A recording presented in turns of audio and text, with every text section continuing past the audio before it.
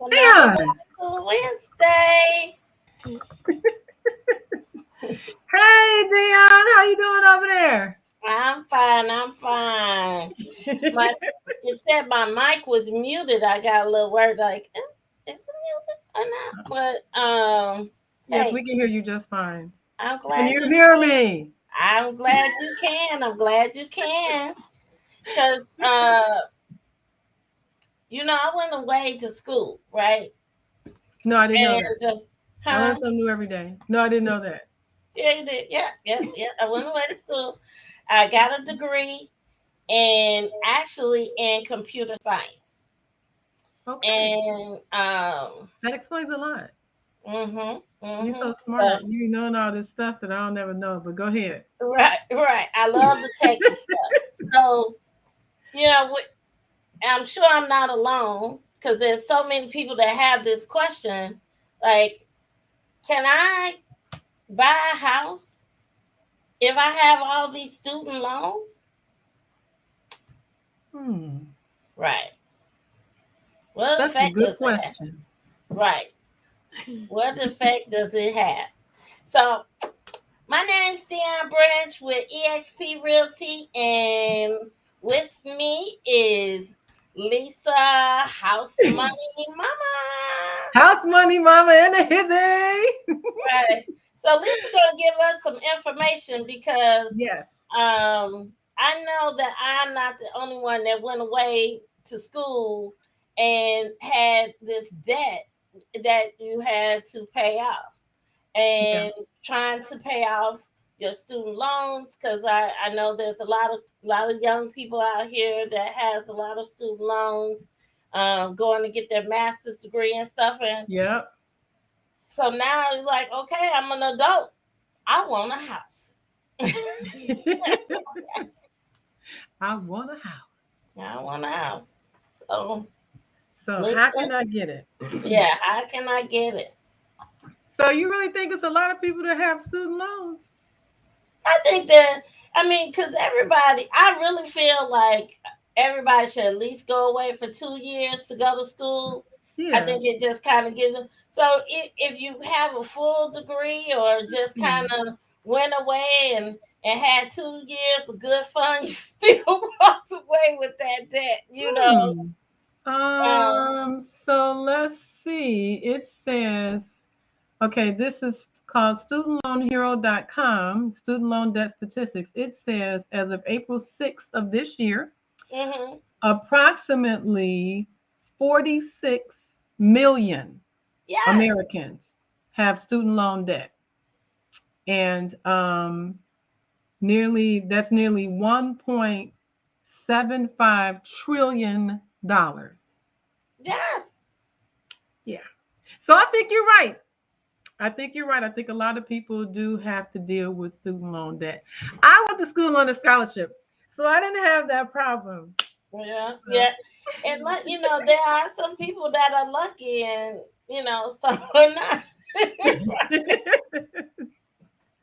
well, yeah, mine was definitely a twist of events, a turn of events that all just happened to go in the right direction. Right. So yeah, it's a nice story. I'll tell you about it sometime. But yeah, 46 million people. That's a lot of people that have student loan debt, and almost 2 trillion is a lot of money.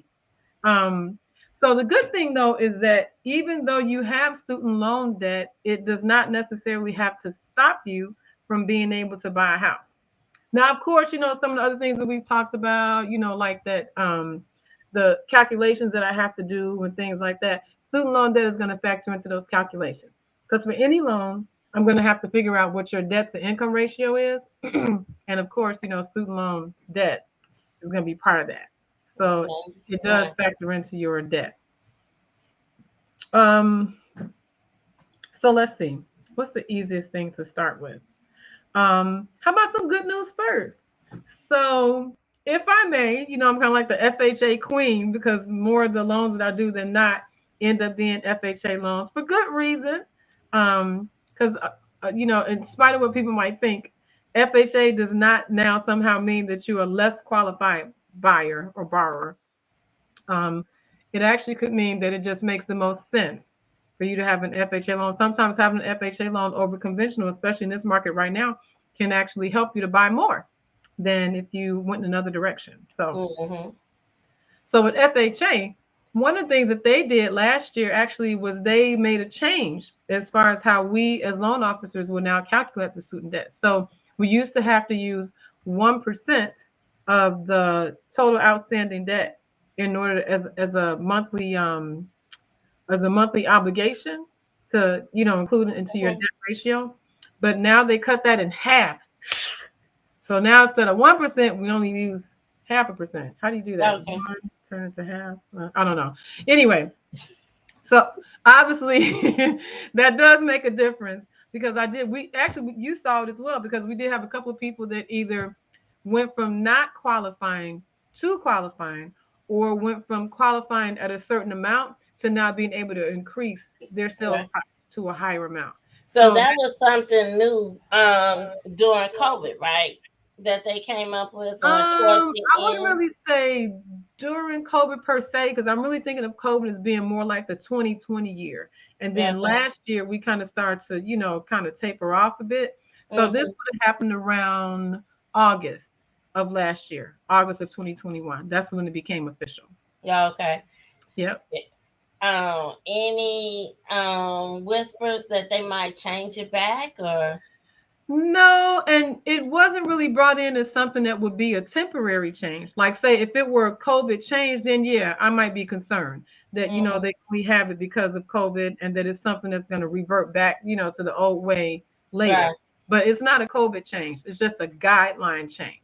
So it's Okay. just, this is a new way that we're able to calculate based upon the guidelines that they give us for the FHA loans. I know people think we just throw stuff together and do whatever we want on these loans, but actually we don't. We have about 1,015 pages of guidelines that we have to follow for FHA. Okay. All right. All right. So that's one of the things actually that's a pretty positive thing to keep in mind. So let's just talk a little bit, because I'm sure most people see their student loans on their credit report. So we can talk about probably a few different things. Like, for example, we can talk about the different kinds of ways that you can pay on the student loans because they usually have various different um, payment plans that you can use. But then also the way we can kind of, I don't want to say manipulate that, but the way that we can look at that as loan officers is a little different. So, for example, let's stick with FHA. So if on your credit report you have, let's say, I don't know, a $200 payment that's reporting for your student loan payment.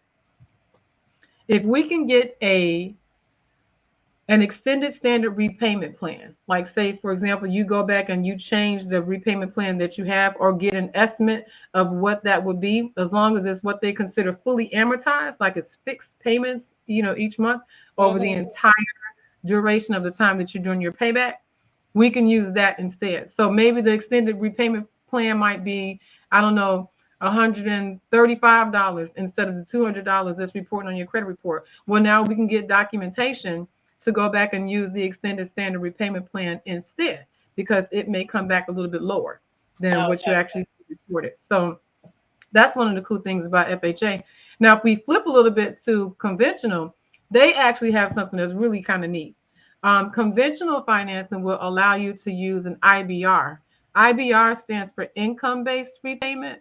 So, as it kind of indicates, an income-based repayment plan is usually what people use when they have a lower income Mm-hmm. because if they're based on your income, then obviously you can even have a $0 income based repayment plan, and if that's what the paperwork says that your repayment is per month, that's what we have to use to factor into your debt. Okay. And you So, couldn't use that for conventional.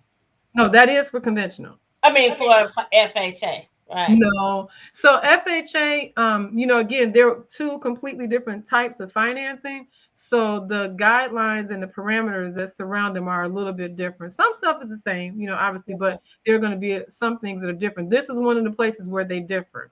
Yeah. So conventional financing will allow you to use an income-based repayment plan, even if it's $0. They'll allow you to use it. FHA would not take an income-based repayment plan, period. So with FHA, their big thing is that they want everything to be consistent. So for FHA, it has to be where there is a fixed payment every month for the full duration of the time that you're paying back. So like, for example, they have something called graduated repayment plans. I forget the thing for it that that you use to lessen it. But so the graduated repayment plan, though, basically is where they do it because when people first graduate from college, usually you're not making as much, you're not heavily into your career, you don't you come in like entry level, right? Right. So what they figure is that they'll do a graduated repayment plan because that graduated repayment plan will now allow people to come in and they pay a smaller amount on the first few years of the loan, and then as you go up in your career, you also go up in those payments for your student loan. So that's why they call that one the graduated repayment plan. But FHA doesn't seem to like anything that's if it's not consistent, if it's up and down or whatever. FHA doesn't like it. So FHA only wants those repayment plans that are going to be consistent, the same thing every month for the full duration of the time that you're repaying. So that's I've seen some lenders will tell the clients to go and make sure they get on one of those payment plans when they're looking to purchase a home, right? Sometimes you can get on. I mean, obviously, if you get on the repayment plan and that works better, you want to have somebody like me. Well, not somebody like me. You want to have me calculate that out for you before you decide to make a decision. You have to think of your loan originator as almost like an advisor. Like there's going to be stuff that we know about how to mitigate and navigate through these different 1,015 pages worth of of guidelines, so that you can really make it work the best for you. I'm not cheating or anything like that, but within the context of the guidelines of what's allowable, I will tell you what makes the most sense for you to do, specifically. So yeah. Question. I do have a question. Like during COVID, I think a lot of the student loan, there was no payments, and I think we're still in this non-payment. So as a lender, what are you all doing with that? Are you finding out what their payment should be and calculating that, or do we get away with the zero payment? And this is the time to buy a house.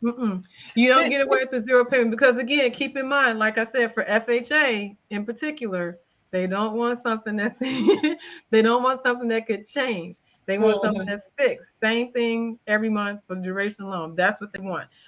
If it's not going to be that way, then they're not going to allow it.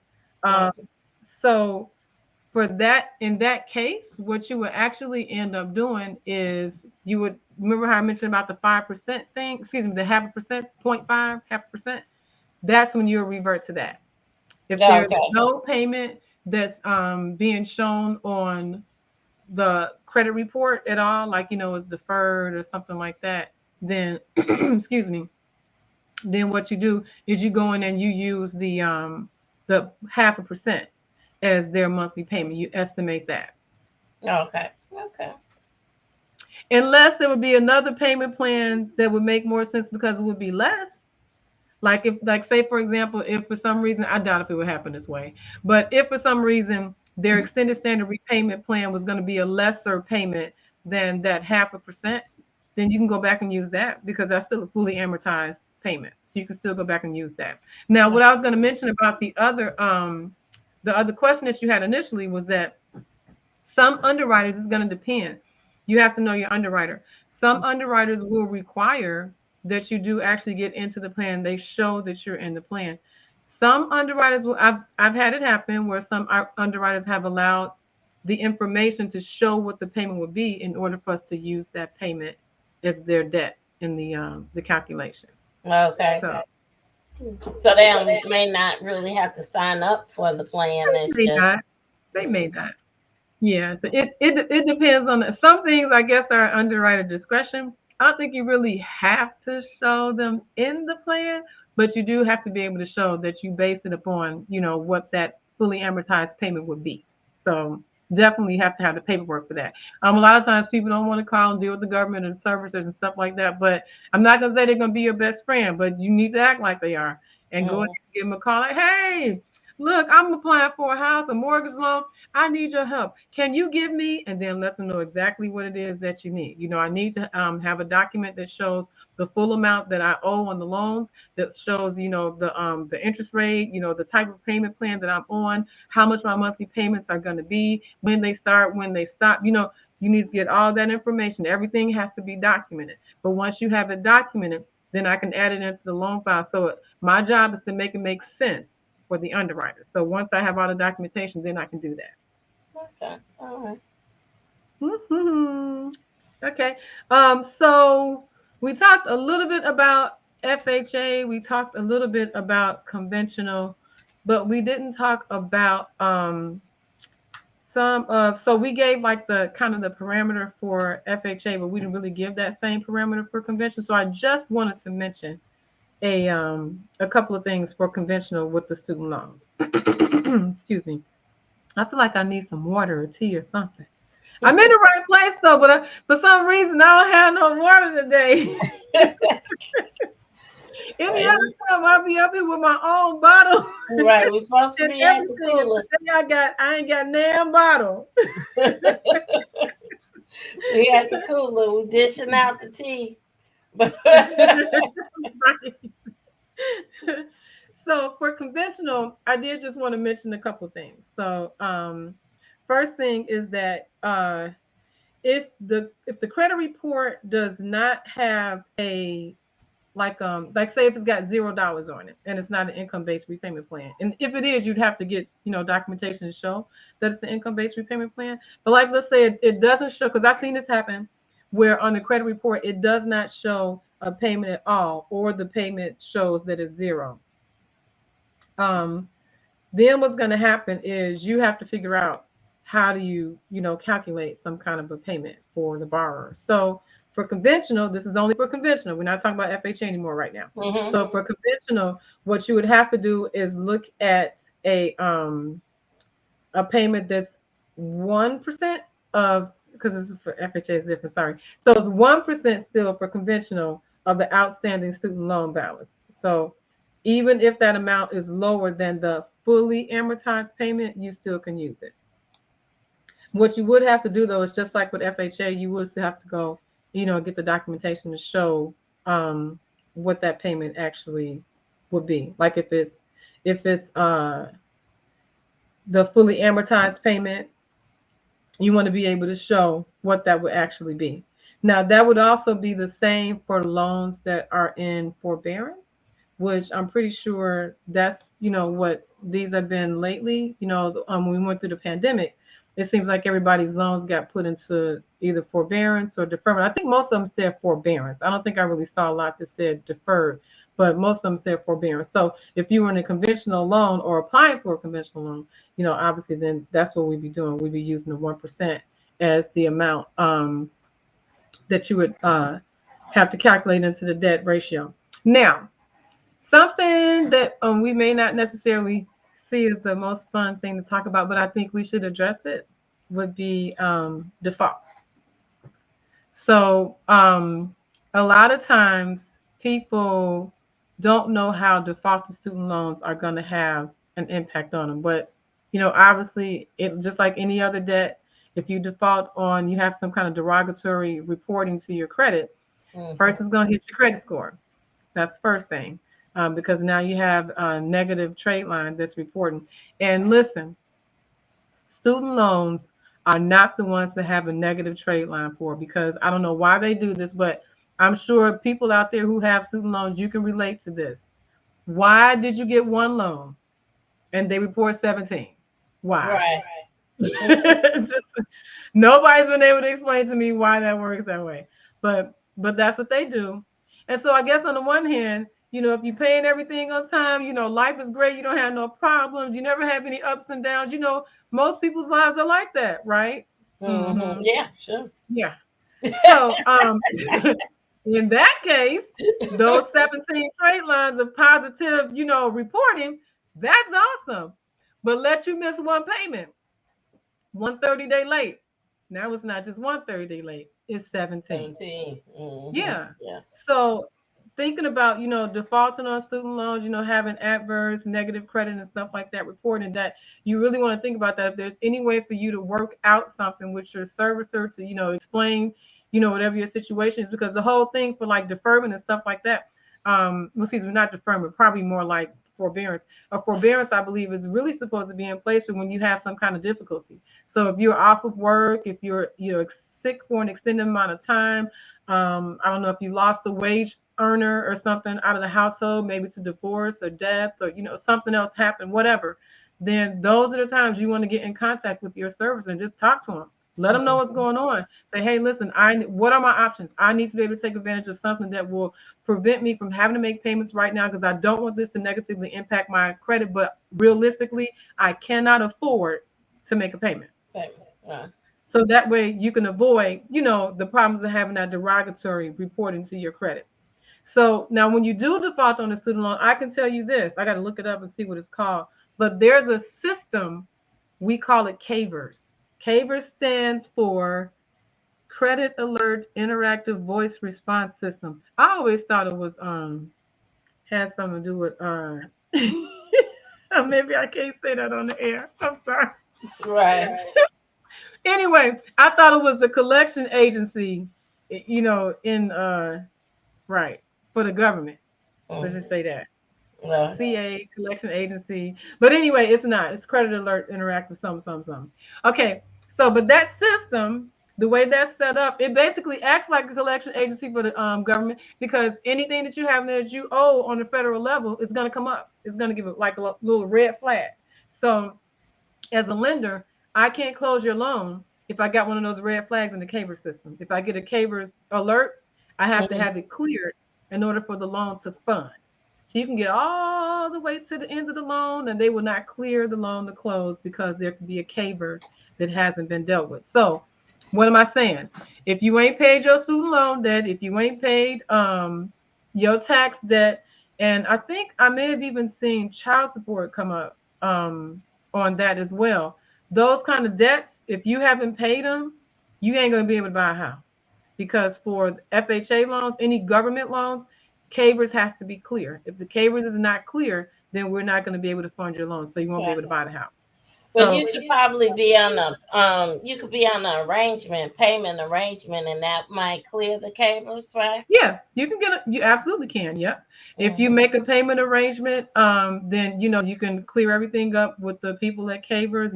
I'll give you a number, so you need to call and talk to. Then you call and work it out. Call me back, let me know it's clear, and then I should be able to have my processor go into the system and look it up, and it should show that we're okay to go ahead and move forward. So yeah, we can definitely do that. Is there a way for you to know what to look at your own CAVERS beforehand? No, not that I'm aware of. So usually what happens is we get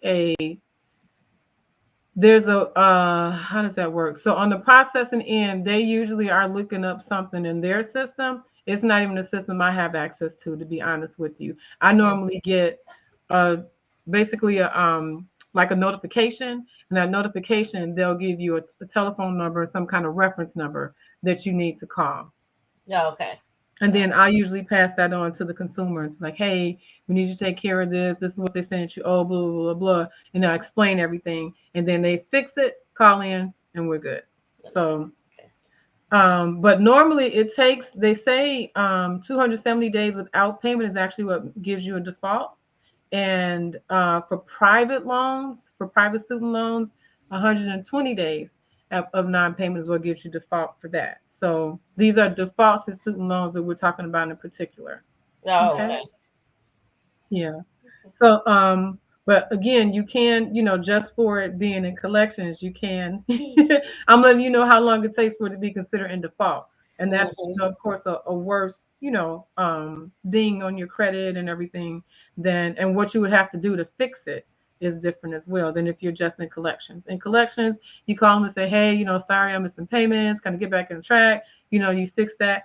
Usually if you default, then they're like, okay, look, we need some blood. We need, half of your 401k. We need your stock, Right, all of that. Yeah, they want you a lot more to fix it. But if you just, in collections, and it's not quite as bad. Okay. Mm-hmm. So, I mean, it sounds like there's some different programs out here to make it your debt not look as big as it may be that Yep. will allow you to actually to buy a house. Yeah. So if you just call and talk with your experienced house money mama, she can walk you through all of that. I love when I talk about myself in third person. Exactly. So, So, but that is something that we, again, because it's very specific. So I don't want you chancing it, trying to figure it out and work it out on your own. Let me look and see what your specific numbers are and what you need to do, and give you an action plan. That's the best way to handle that. I wouldn't try to just tackle it, because I'm not gonna say you don't know what you're doing, but you don't.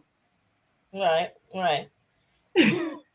Right. It's always best to get the professional advice when you're trying to do something that's Right. very important to you. Right. Because Make we sure have the you whole picture in mind. We have mm, the entire picture, that, 1,015 pages of guidelines that we have to use to underwrite loans. We have to have that whole picture in mind. And, you're not going to know all the things that may factor in. Sometimes, you may be spot on with one and you say, hey, well, I heard if I do this, then that means this. That's true. But what you don't know is that by you doing that, that causes this, but then that also causes a problem with that. mm, So you won't know how all the things tie together. That's my job. That's what I'm supposed to know. So just call me and I'll let you know. I can do my job and help you, and everybody be happy. all right, all right, all right. Well, it has been another great Wednesday, and It has. I'm glad we've able to just kind of share some light on the student loan debt, and because I know we have a lot of people out there thinking, "Oh, I got these student loans and I can't purchase," but you actually can. It Mm-hmm. just takes a little time, and making sure that we have you properly set up so you could get the most money to be able to purchase a house, because that's really what's affected, right? Right. Is actually how much of a purchase you can actually make. So, Right. but all right. So You one thing we actually didn't get a chance to talk about VA, but I think we should do a show just for veterans where we mhm. talk about the different VA stuff, because they actually do look at it just a little bit for VA as well than what they do for FHA and conventional. So it might be worth having a show just on that. And then the other thing is that this weekend we actually have something coming up, don't we? I just like, hey, wait a minute. All right. So this weekend we're Yep. having a workshop and we're talking about how to be financially ready to purchase a home. So this is definitely something that is included in there as far as having understanding your debt and preparing yourself in order to get a home. So we're gonna have Adina Jackson. She's going to be there. She's a financial planner. She's going to help Yeah. us as far as understand everything that's needed to build your a stable home, right? And so under the financial home, right? And Right. then we also have Maurice Holmes from Credit Restoration, Restore. Credit right? Restore Station. Research. I thought it was okay. Credit Restore Station. Maurice, he's always on. So, but he's gonna be there with us to talk about your credit, how to fix it, what things you need to do, and then of course we're gonna have House Money Mama there, and want to talk to us about this is your chance. You got those one-on-one questions you want to ask us. This is always Yeah. a good opportunity to come out and talk to us, see us in person. And of course, myself and my team is going to be there as well. And we are excited to actually be there to service you guys. So, Yay. So come on, come out. It's 11:30 to 1. Doesn't take much time, much of your day. Just come But out. it's power packed with information. One last month was great. A lot of good information. I learned some stuff from the because of Adina, some of the stuff that she had gave information about, and from Maurice as well. So it's a lot of good information. It's a lot of good information, and plus we'll still have an open forum to be able to ask questions too. So Mhm. yeah, if you can make it out, definitely make that a priority and come out. Yeah, we'd love to have you. Yes. You know, you want to see us in person. Right. All right. I'll put the link up to in the post to register. I'll put it on Water Cooler Wednesday. It's probably been there this week, but definitely repost it again. All right. Yes, ma'am. Thank you. Good night, Thanks. everybody. Bye.